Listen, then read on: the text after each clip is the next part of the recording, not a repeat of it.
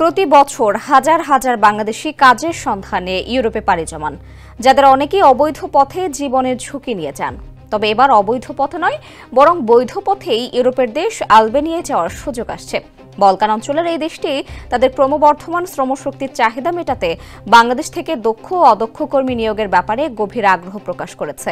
বৃহস্পতিবার জাতিসংঘ সাধারণ পরিষদের ৮০তম অধিবেশনের ফাঁকে জাতিসংঘ সদর দপ্তরে বাংলাদেশের প্রধান উপদেষ্টা অধ্যাপক মোহাম্মদ ইউনুসের সঙ্গে বৈঠকে প্রস্তাব দেন আলবেনিয়ার প্রেসিডেন্ট বাজরাম বেগাচ। স্যান্ডেলিনা সো, রূপচর্চায় আভিজাত্য। প্রেসিডেন্ট বেগাচ বলেন, আমাদের দেশে শ্রমশক্তির প্রয়োজন। ইতোমধ্যে বেশ কয়েকটি আলবেনীয় কোম্পানি বাংলাদেশ থেকে কর্মী নিয়োগের আবেদন করেছে। প্রধান উপদেষ্টা ইউনুস এই প্রস্তাবকে স্বাগত জানিয়ে বলেন, তরুণ ও উদ্যমী কর্মশক্তির কারণে বাংলাদেশ আলবেনিয়ার অর্থনৈতিক প্রবৃদ্ধিতে অবদান রাখতে সক্ষম। তিনি আলবেনীয় সরকারকে ভিসা প্রক্রিয়া সহজ করার আহ্বান জানান।